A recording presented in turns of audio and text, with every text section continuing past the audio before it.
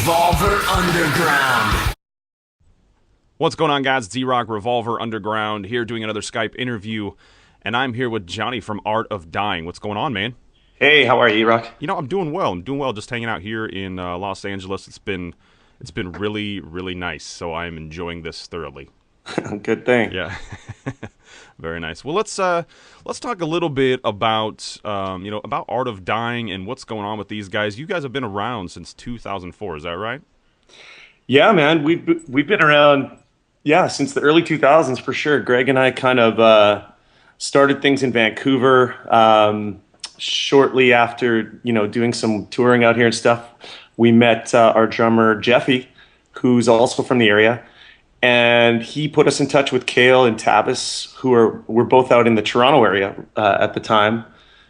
And the five of us hooked up. Yeah, it's almost, I guess, 4 years ago now, maybe even a little more. And it was love at first beer, man. We just had, we actually went for a round of Guinnesses and chatted, and we all just got along like we'd all been friends our whole lives, and that was it. We just decided to form a band, and here we are now. Roll. So you'd say that Guinness has been a big part of your life? Huge. Fair enough. I like it. I like it a lot. I think a good conversation needs to have a little Guinness involved in it. I couldn't agree more. Fair enough. Well, now you have I've been reading interviews with you all the time, and I know that everybody asks you this question, so I have to ask it too. But what's the meaning behind Art of Dying? It kind of seems like an irregular name that is kind of a weird thing, but you have a great meaning behind it. Can you explain that a little bit? Yeah, man, it's really simple. Actually, it's about realizing that life is precious, and that your time on the planet really isn't guaranteed. So we all feel that we try to live that way as much as possible. Just not like it's not like tomorrow's your last or today's your last day, but like perhaps it could be. You know what I mean? Absolutely. So it's really simple. Just the idea of embracing what's going on and trying to leave something good in your wake. Yeah, definitely. I remember hearing about you. I just moved to Los Angeles, actually from Nashville, Tennessee, and I remember I was a rock DJ there for 102.9 The Buzz. And I remember, being able to introduce Art of Dying for one of your guys' singles that you were doing at the time, and I just was like, I'd never heard of you before, and I was completely blown away, and I was like, I want to play this all the time. This is an amazing band, amazing artist, and I was very impressed with what you guys were doing. Cool, man. That's exciting to hear because that's where it all comes from is radio stations all around the country and around the world that. Where the jocks and the DJs love what they're playing, and it's all just kind of a part of the process, and we love it, man. The Buzz is really, really kind to us. Nashville's such a great music town, and we've done a couple acoustic performances at on location there, and just great people, great music lovers and great musicians all around that city. Yeah, definitely. I like that. I like the feel too of the acoustic versions of what's going on, because when we were there, we only had about 20 or 30 people. That the only way you can get into those events is win, so it's an exclusive to everybody. But it's always nice to see the artist in just a stripped form that you can just kind of hang out and literally touch and just be a part of their world for a minute. Totally, yeah, it's super chill, and we love doing that too. Like all of our music pretty much starts on acoustic guitars, and at the end of the day, we love taking what we've done on albums, stripping it down to the bare essentials, usually just one guitar, and it's great to play songs like that. You can really, get to the heart of it real quick. Yeah, absolutely. Now, we just touched on this a little bit, but it's been my experience, and I'm sure that it's been your experience, that bands, they don't just happen overnight. Can you explain? Because I deal with a lot of new musicians that are just starting in the game and kind of as we talked about a few minutes ago have a dissolution of how this works. But can you kind of explain the process of how it worked out for you and when you first started doing the band thing and what that kind of entailed? Yeah, man, totally. I'm in Vancouver right now, and that's kind of where we grew this band. And there's certain spots in the city where I still look at a certain stone pillar or a certain post that I remember dangling from trying to hang up a poster for a local show. And that's where it all starts, is in the trenches. Well, let me go back. Actually, I think it all starts with great people. You have to have a real friendship within the band if it's going to last, because I mean those are going to be your brothers, or your brothers and sisters or whatever, and you gotta be in for the long haul. You know what I mean? Yeah, absolutely, So absolutely. I think it starts with really a love of each other, a love of music, and then just a lot of hard work. And you need some good people around you to help you hang up those posters and keep you warm when it's snowing and all that stuff. Absolutely, absolutely. And what would you say? When you look back at when you were first starting out, what would you say was maybe the hardest part about doing what you do without having a label, without having the funds, just on the grind every day, getting out there, like you said, putting up posters? What was the hardest part about doing what you did? You know, I never look at it as changing. It's funny because when we started, it was we were obviously independent and just hardworking and loved what we were doing. And then as we were looking for that break, that one thing that could cut us, through to the other side, it was the same thing. It was just a lot of hard work and a lot of loving what we do. And now, signing to a major and working with huge business people and stuff, it hasn't really changed at all. It's still the same amount of work, and you still have to love what you're doing. Yeah. So it's kind of from a real general outlook, it really never changes. So kind of going back to what I said earlier, is just like, if you really love it and you really think you're in for the long haul and you're really with some good people and you're willing to put in, like, I don't know, the work never stops. So you kind of have to be willing to wake up every single day of your life and put in the time. So this is something that a lot of that a lot of the newer artists don't quite understand. I don't know. It just seems like they don't. I didn't understand it when I first started out. Is that this is never going to change. The amount of work that you do is only going to become more as you progress, because now, you guys are a top band right now, and it's you have to keep moving on and keep working hard to stay on top and to be better than somebody else and all that stuff. Well, maybe not so much be better, but just stay in competition with who's out there. So it's one of those things where you have a team around you, but you still have a large list of things to get done on a daily basis. Absolutely, man. And we're a big believer in personalizing the process. Like, we don't have a new media person that answers our mail for us and stuff like that. We're on Facebook, we're on Twitter, we're on Pinterest, we're on YouTube, and we're there every day trying our best to get back to everyone that we can. And it's just been such a actually very rewarding experience to be able to be in charge of our career, and be in touch with the listeners and the people that actually follow us. It's kind of a win-win in a lot of ways, because it's fun to have that experience and to have that instant gratification. Someone will just say, this song changed my life, and then I'll be online saying, well, that's so nice for you to share that story with me, thank you. And then we'll go back and forth, and it just kind of, it's a whole new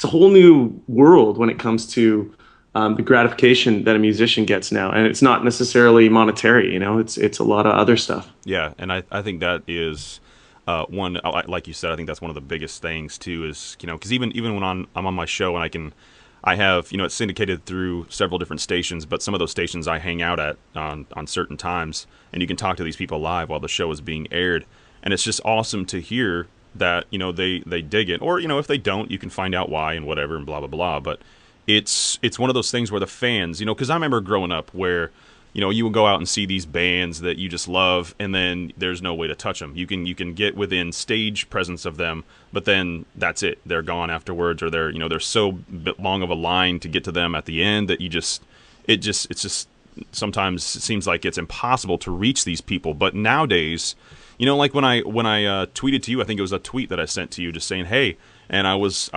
pleasantly surprised that you tweeted back and you said hey back, and then here we are doing an interview. And I think that's That's amazing. That's something that couldn't have been done, several years back. And it's like you said, it is a whole new world to everybody. And I think that's one of the things that's gonna make bands a little bit more, not real, but a little bit more personal. There it is, right there. So.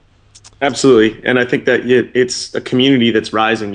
People that love music and musicians are kind of in a world where they're together now. And it's like you described, there isn't that separation where a band is unreachable. And I think it's important for bands to be very reachable because that relationship lasts forever, especially if you're just starting out and you're trying to, build a fan base and have people hear your music and give you feedback. Why not be involved and be personal about it? Yeah, exactly. I mean, these people are the same. It's like it's a business, and these people are, yeah, they're your fans. They like what you're doing, but they're also a customer too, and you need to.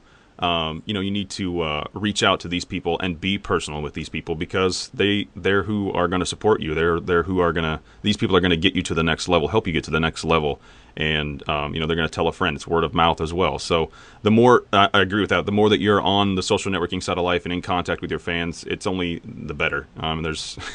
It's good all around. So there's a song that you guys did. It's called "Get Through This." And I did a little bit of reading on this because I was curious as to what the meaning was, and it's actually a really amazing story. Can you dig into this for a minute? Yeah, man. It was started out as a real tough one for me. It was really, I was at my day job in Vancouver, and the phone rang, and it was my family reaching out to let me know my dad was diagnosed with cancer. And it was just a whirlwind of emotions for me that moment. And I basically just wrote the song in the next couple hours, closed up the shop and wrote the song. And it was really tough because I didn't know if my dad was going to survive, and I didn't know how he was feeling. And I wasn't there with him. So it was kind of like just this moment of desperation and outpouring. And he ended up beating cancer and surviving. And, so now when I play that song every night, it's just a celebration of, his overcoming that. And it's that song, man, it's taken on so many new meanings for me now because like we were talking about with people being able to tell their story, it's just, I've had such a flood of people explaining to me what that song means to them. And it usually has something to do with a loss of a loved one or, a disease coming into your life or a battle that you're in that just seems where there might not be any hope left. I actually just had this out of the blue yesterday. A guy emailed me saying that, he was overcoming the loss of both his parents, and this guy has a disease that has rendered him blind, and he's recovered. He tried to do the Boston Marathon last year, but apparently he couldn't make it because of it got too hot and there was something going on with his health. But he started this new thing this year where he's trying to do the Boston Marathon in memory of his parents, and he's just seems like such a insanely passionate man. And he said "Get Through This" is his theme song for life, and it's awesome. Yeah, I mean, like, that stuff is just incredible. So that song, it's a special one for me, man. I gotta, it never stops being more and more special just as more people share their story with me. Yeah. Did you ever think that, when you started this process, this writing process, this music process, that your music would ever have this kind of an impact on somebody else? I mean, a lot of artists, they just write because they just need to get stuff out. But did you ever have that thought go through your head that this is going to impact somebody's life? I didn't at the beginning, and now I do. I had to look at myself because when we made these records, I wasn't writing for a specific reason. I was just writing. Right. And looking back, once an album is, the songs that make it to the record, and you decide that is the group of songs you want to put out together, and once you've done that process, you get to look back and kind of go, well, why did we do that? Or why did I do that? And it turned out a lot of the songs on Vices and Virtues and our indie, a lot of the songs that made Vices and Virtues were actually on our independent release earlier as well. Mm-hmm. And looking back, the group of songs that made it became quite hopeful, and there was no pretense in that. I wasn't really trying to be hopeful. It just turned out that way, and so I had to look back on my life and just figure that out. And I think I owe a lot of that to my parents. They just instilled some really hopeful qualities, I guess, in me, and those are coming out in the music. So now I kind of do, when I'm writing, think about that and realize that it's a part of it all, and I really find it fulfilling to have other people gain some hopefulness out of that as well. Yeah, that's pretty cool. I mean, I know that being an indie artist and then being a major label artist can be two completely different worlds, but the same world at the same time. So I think that's kind of cool that the learning process, like we've already established, never stops. It's if it does stop, you need to get out of the game. Absolutely, and I think that's a good thing. You got a call a while back from the Disturbed guitarist Dan Donegan, and this was a pretty big deal. I mean, whenever you get a call from that kind of a person, it's always a big deal. But what was going through your head that first conversation that you had? It had to have been just a ridiculous, almost surreal thing. But what was going on?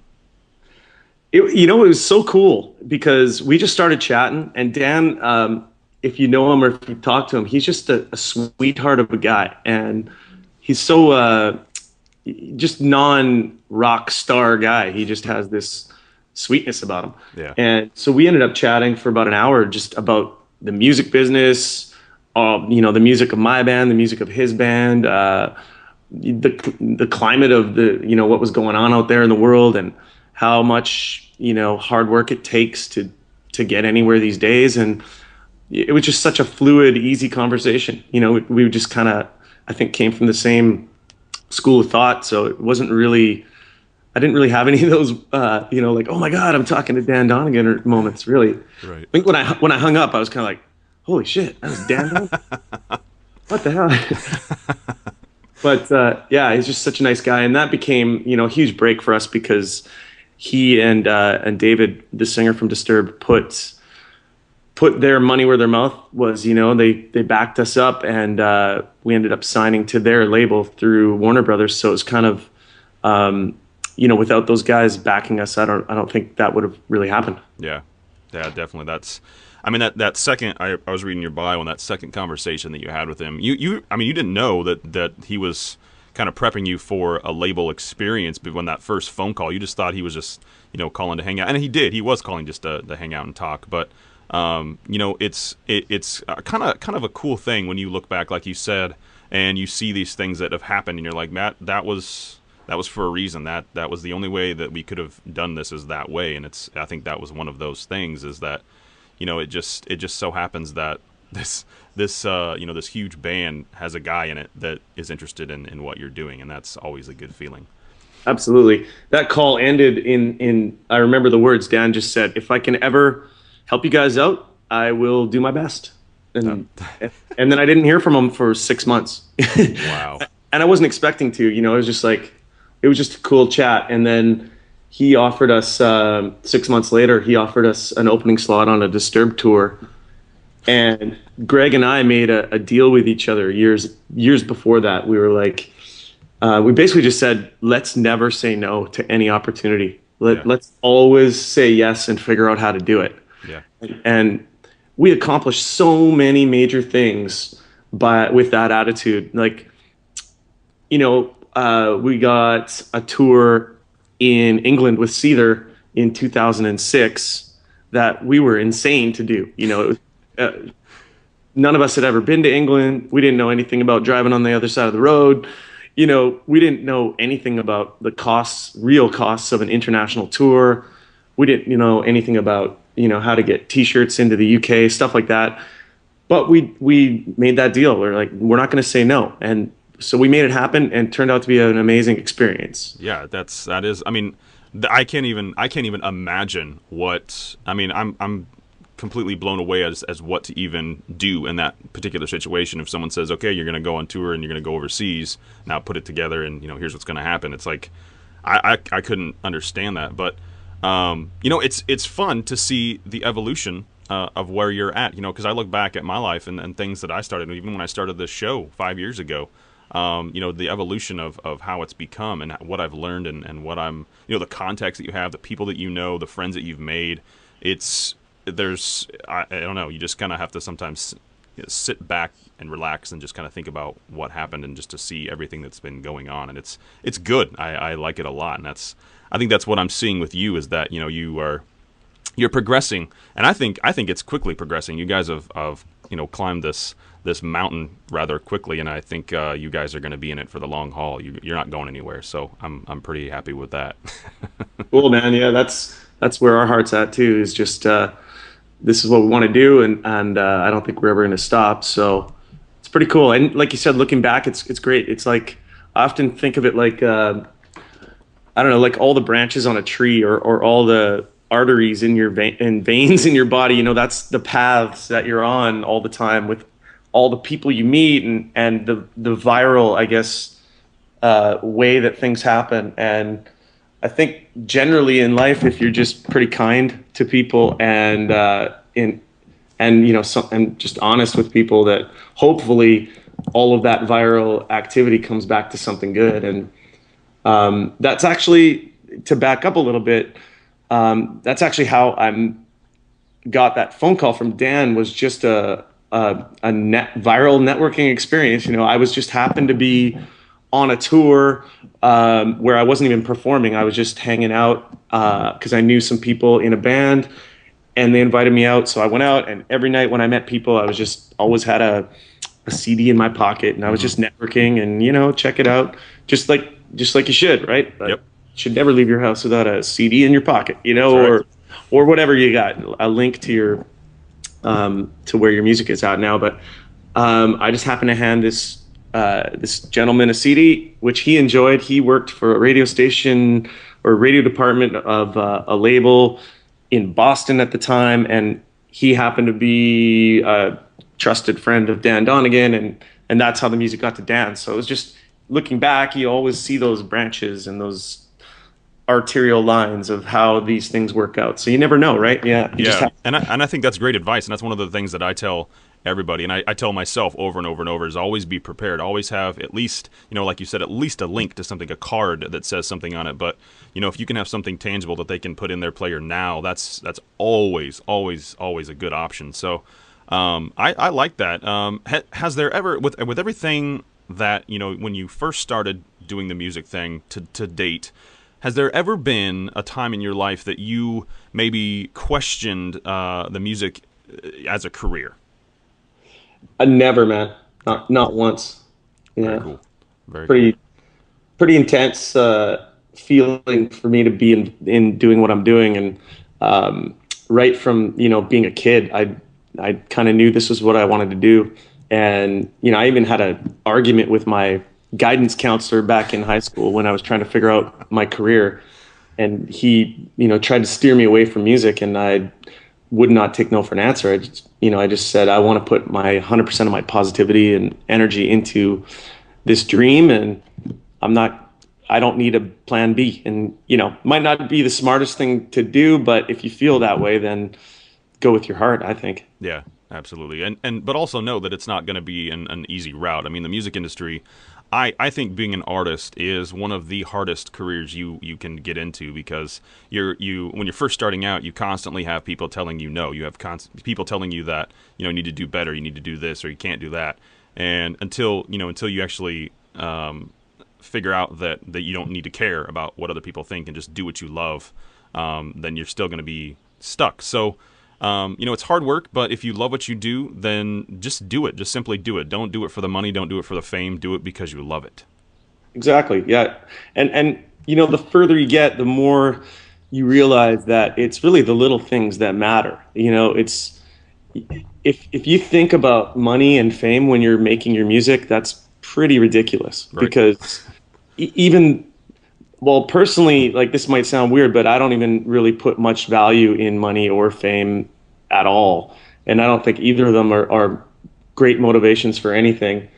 And the further your career gets in music, the more you realize that who you're with and where you're at and how much fun you're having is a lot more important sometimes than how famous you are or how much money you're making, you know?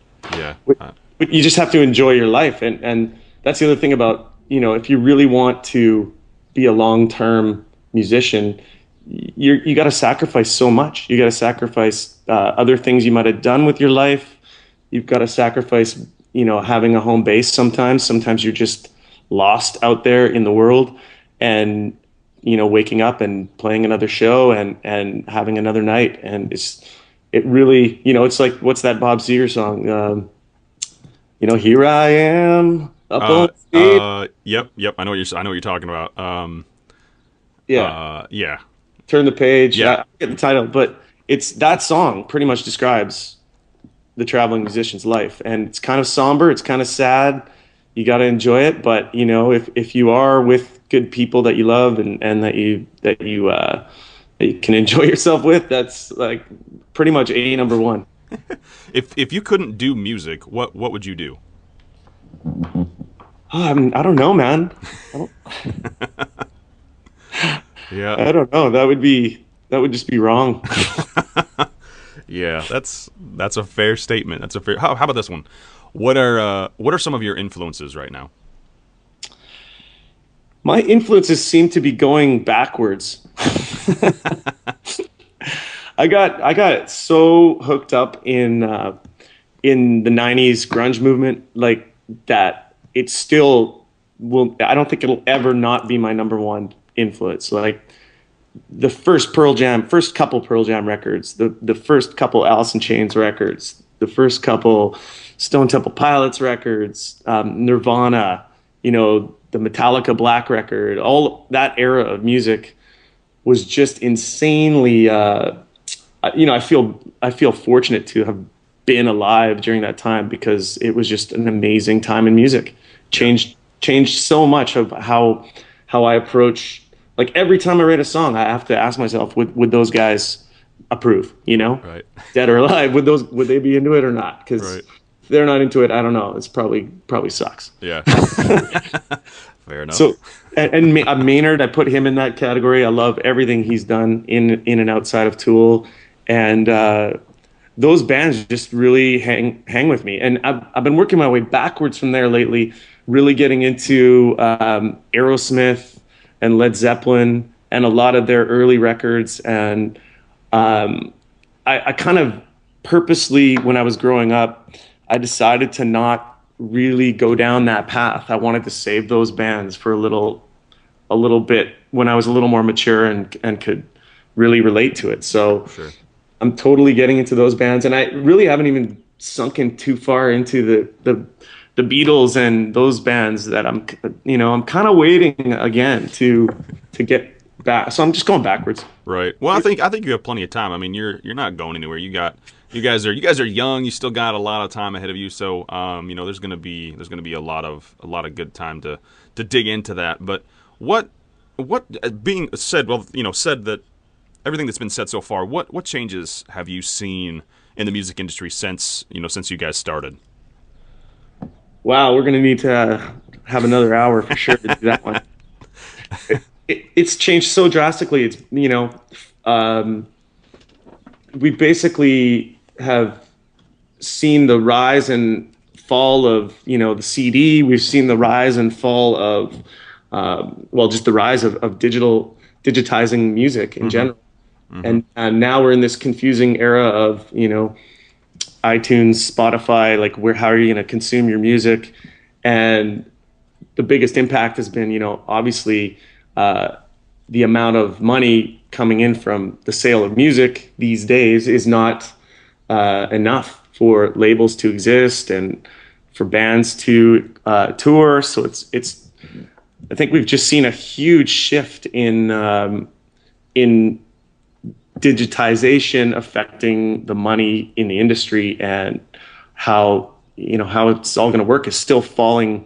The chips are still falling, so it's you see these major labels sinking and conglomerating, and a lot of people have lost their jobs, and now it's an exciting time where some of those people that have lost their jobs are doing indie things, and they have the experience of working at a major for years, and so that's an interesting new kind of thought is who to work with. Is it better to work with a new person at a major label or an experienced person at an indie label? Right. Or if you have some knowledge, is it better to do something on your own and start your own label? Or it's just it's kind of a pioneering age right now, because you can do almost any path will work if you put enough energy into it. And then, obviously there's money that you have to put in if you're going to do some stuff like that. But, touring right now is just, a lot of bands can't afford to do it. It's hard, so I think we're still figuring it all out, man. Yeah, I think you're right. I think it's broken, and it just needs a Band-Aid, but it'll get fixed. It'll get straightened out, and I think over the next 5 or 10 years, there'll be some sort of silver lining that we can all kind of see and hope for the future. But let me change it around for you then. If you had the chance and the opportunity, what kind of changes would you make? Good question. I really like the idea that music, it has a value on it, and that when you create the music and sell the music, that fuels your career. And I know that sounds kind of simple, but that's the way I would like to see things go, is like, people that love music, pay enough money for music and concert tickets and merchandise, t-shirts and stuff to allow bands that they love to have a career and a healthy lifestyle, and that's it. Like, if that worked, I think that would be the best way. If someone could answer that question of how to make that work, and obviously have an industry, like people that work in radio, like yourself, and everyone that's doing something in this industry, it just needs to somehow be enough for everyone and be ongoing. Yeah. Absolutely. So it'll work out. It always does.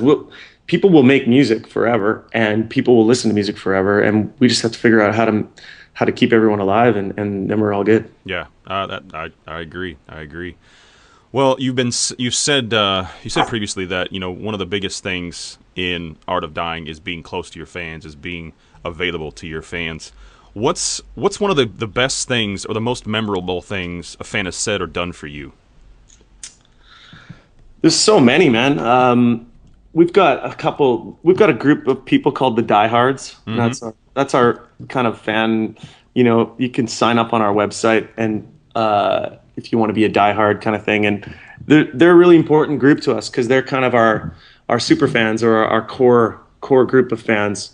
And so we actually spend a little more time relating to them, and so they're just they're so amazing to us. Like they're so involved in what we're doing, and they're so helpful, and they're so into spreading the word and doing a little bit on their own just to help us out. And when we get to meet diehards on the road, that's probably the best thing, because they have like their own diehard T-shirts that they wear, and they have their own. They usually bring us crazy gifts and stuff, and it's awesome. We love it. Like it absolutely makes our touring so much more fun, and like, for instance, last time I forget what town we were in, but one of the diehards brought us a box, and it was, the box on the outside said, it's just a small box, it just said 50 things I like about Tavis. And so inside there were 50 little fortune, like in a fortune cookie type thing. Mm-hmm. And every day on the tour, we'd be rolling down the highway, dreaming about the next show, and we would just pull out one of the things that that they love about Tavis. Wow. And it was so it sounds, I don't know if it sounds lame right now, but it was so entertaining to us on the road because we got lots of laughs out of it, and just I don't know, I think those are cool things. And there's other stuff that diehards bring us that are just like that are very important too, like big bottles of Jack Daniels. Oh, that's very, very, very, very important. We on our last time we were in Green Bay, a diehard brought us a Jack Daniels Christmas tree made out of like 52-ounce Jack Daniels bottles. What? Yeah, it was incredible. Wow. Like, and that was came along with a huge care basket, and they made us some custom Art of Dying belt buckles and stuff. They're just a really passionate group of people, and so we just we love seeing them in person and having our online thing with them. But it's pretty we don't forget about it. Yeah, absolutely. That's cool. I mean, you asked if that was lame that you do that, and I don't think so, because you're on the road quite a bit when you're driving or flying or whatever it is, and just to kind of get out of that state of mind for a minute of now we have 17 hours on the road or 4 hours or 5 hours, you can pull something out from your fan and kind of take yourself away, and out of that it makes the trip that much better. So I don't think that's lame at all. I think that's awesome. Exactly, man. Like we have our standard things that we do. Like we write a lot on the road, so that's cool. And we always have an acoustic guitar around, and we play a lot of poker. Like we just constantly playing fivers, like just major tournament that just goes on forever.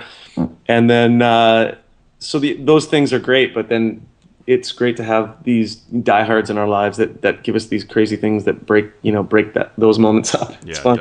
Definitely. Best show you've played? There's been a couple, man. Been a couple amazing moments. There was I always look back at Laser Fest. Oh, in Des Moines. That's where I'm from. Oh, no way. Yeah. That was a pretty good one, man. And I find it's always the unexpected moments that are the best. Nice. And that day, that year, this was, I believe, 2 years ago, they referred to it as Mudfest because it just poured rain. Yeah. So you're at a huge festival, it's pouring rain. You're not thinking best show ever, right? Right. So, of course, everything went behind that day, so we really didn't get even a line check, and it was just a mad scramble to get to the stage. Mm-hmm. Our gear was just in 2 inches of water on plywood, but there was 40,000 soaking wet, covered in mud concert goers that were just, they didn't even care that it was raining. It was just amazing that they were so into the show. And we just happened to have Adam Gontier from 3 Days Grace was there as well. So he came out and sang Raining with us, which he's on the album version as well. Mm-hmm. So here we are with Cale's cousin Adam singing Raining in the rain at Mudfest in Des Moines. Everyone's slipping around on the stage. I think Cale fell like at least twice. We're just, soaked and just loving it, having the best time ever. That is awesome. So that was a real good one for sure. Wow. That sounds, I mean, I don't really think of Des Moines as being a fun place, but when that kind of thing happens, I've been to several shows there, and that's one of the things that I really enjoyed is when things go wrong and the artist is like, you know what, screw it, we're still here, we're having fun, and if you can hear us, then we're gonna have a good show. So that's to me as a, if I'm standing out in the crowd and you're up there making the best of potentially a bad situation, that just makes it all, because these people are paying a pretty penny to get into these shows sometimes, and I've seen artists, big name artists, just put on a crappy show because they didn't care, something went wrong, they didn't care. But when things go wrong and the artist or the band just goes all out and says, you know what, screw it, you're here for us and we're here for you, so let's have a good time, let's rock out and let's make something of it. I think that's awesome.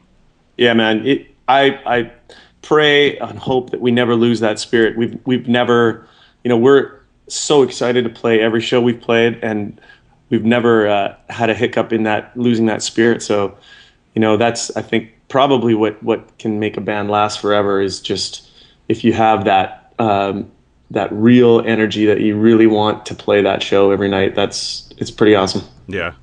Do you have any pre-show rituals that you do, right before you go on stage or to help you get pumped up for a show? Yeah, we have many. Nice, nice. I'll go backwards. Well, no, I'll go forwards. Every night, we usually crack a couple beers before the show, but not too many because we don't want to get crazy. We want to have a good show, and we perform all of our stuff live. Like I know there's some bands out there that do a little pre-recording and stuff, but we sing 3-part harmonies live every night. There's no tape in our show, so you can't have too many beers before the show, or else Right. those harmonies start to tweak the ear the wrong way. Yeah. So usually we have a couple beers. I usually have one shot of espresso or coffee about an hour before because I'm kind of a caffeine addict, I think. Mm-hmm.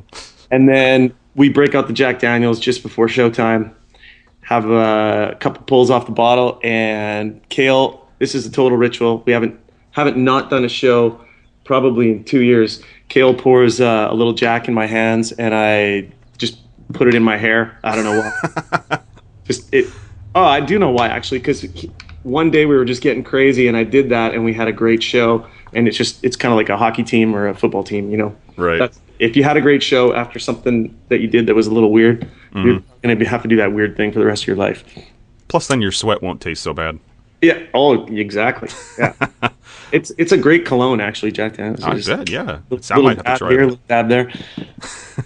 So then we have a random cheers. So we kind of get in a circle, and random cheers. I don't know how that started, but you just yell whatever you want. So it's nonsense most of the time, but sometimes there's something to it. Wow. It's pretty crazy. And then we hit the stage. Nice. Yeah. Nice. That sounds fun. I would enjoy watching that. That would be some craziness right there. Just a couple more questions for you, man. Just a couple more things. You being in the position that you're in, in the industry, and just being one of the top bands that's out there right now, what advice would you give to new artists or to just beginning artists or bands that are just starting out? Man, just a kind of a summary of what we were chatting about. Don't ever say no to an opportunity. Make sure you're with people you love, and work your balls off, because it's never going to stop. It's only going to get tougher. Just keep the work going, and back to the just kindness. Like, just be cool with people out there, because you never know who is going to be the next person that bumps into the person that is going to make a difference in your career. So Absolutely. And you guys are getting ready for the Avalanche tour with Stone Sour, Theory of a Dead Man, Skillet, and Hailstorm. That's a lot of big names right there. Do you ever get nervous when you get invited to some of these big tours? no, man, nerves hasn't been an issue for us. I don't know what it is. Probably the Jack Daniels, but nerves are never an issue. Like, we've played with some of the biggest bands around, and Avenged Sevenfold, 3 Days, and all those guys are just, we've had the opportunity to play just insane shows, and it's always fun, never nervous. So That's awesome. yeah. That's craziness. I saved the best question for last.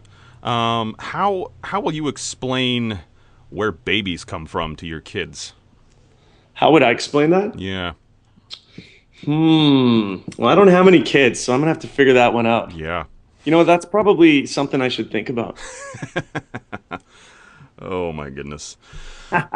Your album Vices and Virtues is out now. It's available on iTunes, and I'm assuming through your website as well. Yeah, man, it's everywhere. iTunes is the best. We've got 3 records on iTunes. Like I said earlier, we've got our independent record, which we're still very, very proud of. We put out an acoustic, kind of a lost acoustic record. So there's a record called Let the Fire Burn, and then Vices and Virtues is our major label debut, all on iTunes. And I believe they're all on Spotify, if that's how you do it too. But Sure. you can get anywhere from our website. And we just released a new song called Raining off of the one I was just talking about, actually. Nice. So that some of those pre-show rituals are in our lyric video for Raining. So that's on our. That's awesome. If you go to our YouTube channel right now, I think it's YouTube/Art of Dying.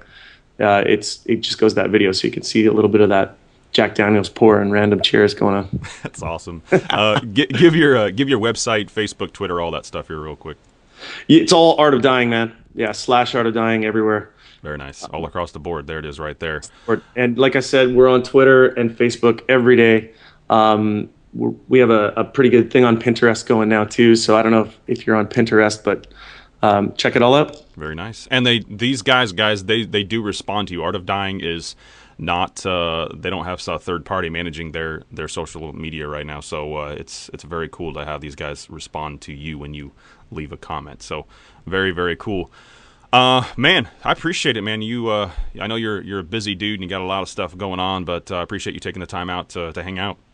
Not a problem, E-Rock. Anytime, brother. Very cool. All right, guys. Art of Dying. It's Jonny right there. Go check him out, artofdying.com. And actually, it's Art of Dying Music, isn't it? That one's artofdyingmusic.com. Yeah, there it is right there. Go check it out. Grab their album on iTunes and all of their other music as well. I appreciate it. And, until next time, I'm E-Rock. Peace. Revolver Underground.